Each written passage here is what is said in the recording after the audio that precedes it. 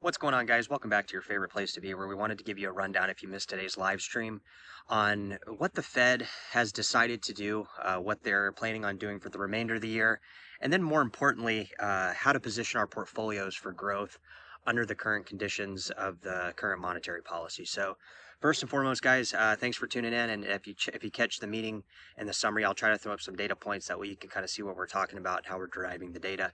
A lot of people have.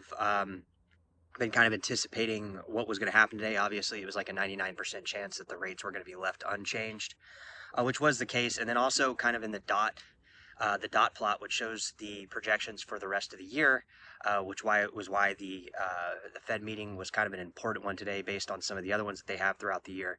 Is it shows where the projections are going for interest rate cuts for the remainder of the year, and based on the data and based on what we're seeing here, is there's only going to be probably likely one rate cut this year. Now, obviously, the Fed was in a predictable spot. If they lower the interest rates, it's going to reignite inflation, and if they don't touch the interest rate, or if they raise the interest rates, a lot of these regional banks are just going to become insolvent. They're going to basically become bankrupt, as well as leaving the rates the same. Kind of puts us in this predicament with especially a lot of the companies on the S&P.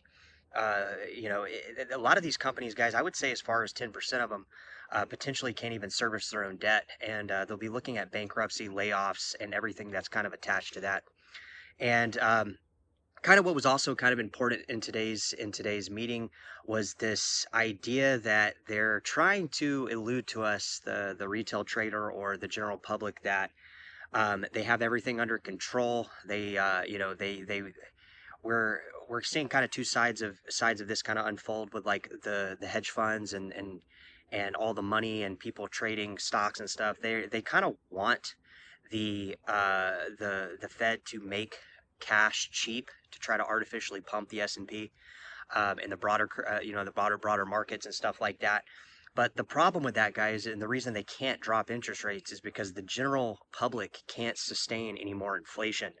We're already looking at tons of layoffs. We're getting tons of layoffs, tons of negative feedback from the general public. So if the Fed only caters to Wall Street by making money cheap and loans cheap again, it's going to destroy the majority of the economy, the backbone of the economy, which is why they cannot do that. Now, on the flip side of that, if they raise rates, it's going to cause these same companies right now that are already struggling to not be able to service their own debt. We saw that also run parallel with the narrative that our current interest payments on our debt is exceeding the U.S. military, which a lot of people have talked about, as well as kind of identifying that the only real companies on the S&P that are actually carrying the whole weight of the S&P into positive growth is AI companies, Apple, the Nvidias, all these companies. It's really only a handful, like maybe 7 to 10. So the rest of the companies are kind of running into this predicament where the debt is becoming more and more expensive to service, which is kind of why the Fed has to take this kind of standoff and wait and see moment, because this war in Iran that's currently taking place is causing oil to shoot to an all-time high, which is also going to kind of run off into the average consumer, with gas prices increasing, with crude oil hitting up to $95, up from 65. So if we look at this, we take a little step back here, and we look at kind of the market makers and the people that are actually trading this stuff. We kind of see a kind of a different story that I'm going to paint for you. So the people that are trading crude oil futures, which is like one of the highly liquid uh, commodities out there, and it's really one of the most liquid markets ever, because the United States, actually, we have a ton of crude oil here. We're pretty much self-sufficient, I would say. And but what we need to realize is that the oil market, the crude oil market, and all that market is not based on us being self-sufficient. It's based on futures. It's basing on the future price of oil, given the circumstances of the world's need for oil. So what that does is, guys, it puts us in two different predicaments. For one, crude oil is already super high. It's causing gas pump prices to go up. So the average consumer that's already feeling the inflation bite from the COVID printing is already struggling. And then what it also does, it also reminds us that the market makers and the people that were seeing this happen are already up 50% roughly if they were in ETFs or leveraged positions against, using options and options plays and stuff like that. They're up well over 50%, as well as this is the most liquid market. Oil is one of the most liquid markets there is. So therefore, we can understand the circumstance that the average portfolio could be in, right? We have high oil prices, we have, precious metals rallying, we have crypto rallying into the last week, and then kind of what we looked at is where is the Fed going to push the interest rates? And according to the data, according to the votes, the median vote is saying like we're not going to change this stuff at all. In fact, up till the next 2 years, we're looking at the lowest coming in at about 3.1 Fed's interest or Fed's funds rate is going to be kind of the number, which suggests that there's not going to really be much of any change to our inflation, which is good for the general public, but then it's also not going to make money cheap. So what that kind of signifies to me is we're going to get kind of a sideways action in the broader stock markets.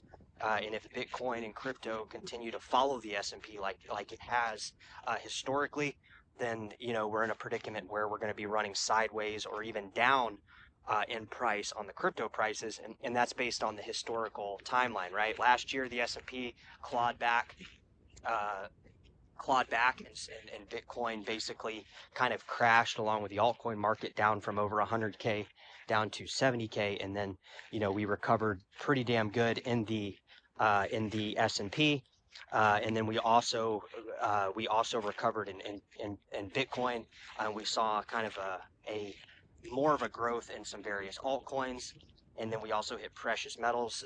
We saw go up as well.